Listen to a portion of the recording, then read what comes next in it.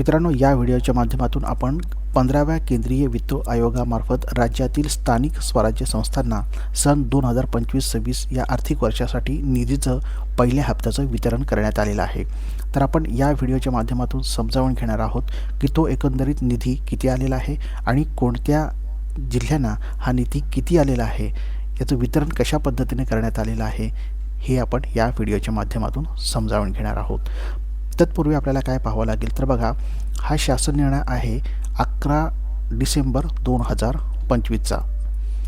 यामध्ये शासनाने काय म्हटलेलं आहे तर बघा, 15व्या केंद्रीय वित्त आयोगाच्या सन 2025-26 या आर्थिक वर्षाच्या अबाधित निधीच्या स्वरूपातील पहिल्या हप्त्याचं केंद्र शासनाकडून मुक्त करण्यात आलेल्या 717 कोटी रुपयांच्या निधीचं काय आहे ते वितरित करण्यात आलेलं आहे आता. आणि हा जो निधी आहे तो जिल्हा परिषद, पंचायत समिती आणि ग्रामपंचायत या 3 स्तरांसाठी अनुक्रमे वाटप केला जाणार आहे. तर बघा, हा निधी आहे पंचायत समिती राज्य संस्थांना, जिल्हा परिषद, पंचायत समिती आणि ग्रामपंचायत यांना अनुक्रमे 10-10-80 या प्रमाणामध्ये हे वितरण केले जाणार आहे. तर आपण आता बघूया, हा निधी 26,544 ग्रामपंचायतींना या शासन निर्णयान्वये सन 2025-26 या अबाधित निधीच्या पहिल्या हप्त्याचं वितरण हे केले जाणार आहे. तर आपण आता बघूया की हे वितरण कशा पद्धतीनं केले जाणार आहे. तर वरील प्रक्रियेमध्ये गावातील सध्याच्या परिस्थितीचे विश्लेषण करून गावाच्या गरजांच्या निश्चिती करून कामे ठरवण्याचे सर्व अधिकार आहेत ते ग्रामसभा आणि ग्रामपंचायतीला आहेत. 15व्या केंद्रीय वित्त आयोगाच्या शिफारशीनुसार अबाधित निधीचा ग्रामीण स्थानिक स्वराज्य संस्थांनी कर्मचारी पगार तथा आस्थापनाविषयक बाबी वगळून इतर स्थानिक गरजेनुसार आवश्यक बाबींवर वापर करावा.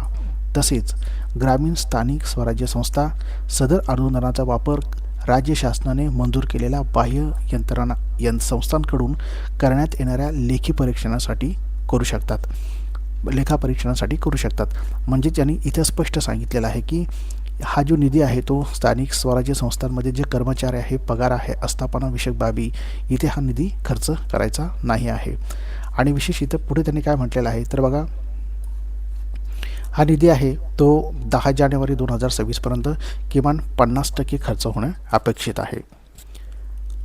तर आता सध्या या बातमीनुसार राज्यातील 26,544 ग्रामपंचायतींना हा निधी वितरित केला जाणार आहे. तर बघा, आता काय केलेलं आहे शासनाने, तर ही जी निधीची वितरण करण्याची मर्यादा किती दिलेली आहे ते 10 फेब्रुवारीपर्यंत किमान 50% एवढा निधी हा त्यांना इथे खर्च करायचा आहे.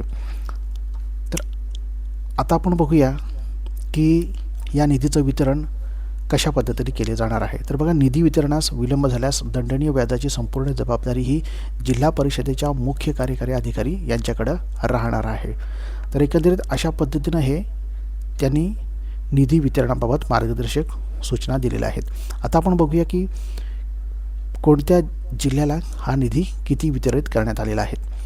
तर बघा, सर्वप्रथम इथे दिलेला आहे ठाणे जिल्हा. बघा, ठाणे जिल्हा यामध्ये 408 ग्रामपंचायती आहेत आणि ज्यासाठी किती तर 12,75,97,449 एवढा हा निधी इथे खर्च केला जाणार आहे. यानंतर पालघर जिल्ह्याला बघा 472 ग्रामपंचायती आहेत आणि त्यांना 19,24,44,149 एवढा निधी हा खर्च करायचा आहे. आता रायगडसाठी बघा, तर रायगडमध्ये 554 एवढ्या ग्रामपंचायती आहेत आणि त्यासाठी 14,30,37,949 एवढा हा निधी खर्च करायचा आहे त्यांना. तर हा बघा, आता सगळं काही मी वाचत बसत नाही, खाली डिस्क्रिप्शनमध्ये हा तुम्हाला शासनचा पूर्ण निर्णय देतो, तिथून तुम्ही हा डाउनलोड करून पाहू शकता. तर अशा पद्धतीने जवळपास 34 जिल्हा परिषद आहेत यांना हा निधी वितरित केला जाणार आहे. तर बघा, 26,544 एवढ्या ह्या ग्रामपंचायती आहेत आणि टोटल जी निधी आहे तो किती आहे, 17,17,00,000 एवढा हा निधी वितरित केला जाणार आहे.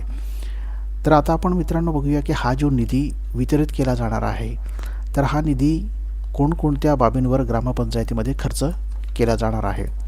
तर त्यासाठी आपल्याला काय करावं लागेल का बघा, 4 डिसेंबर 2020चा शासन निर्णय पाहावा लागणार आहे. यामध्ये निधी वितरणाबाबत काही मार्गदर्शक सूचना दिलेल्या आहेत.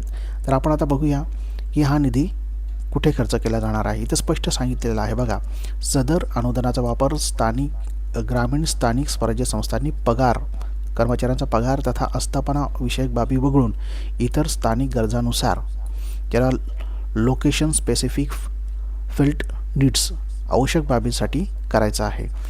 आणि आता बघा, यामध्ये कोणकोणत्या गोष्टींचा यांनी समावेश केलेला आहे.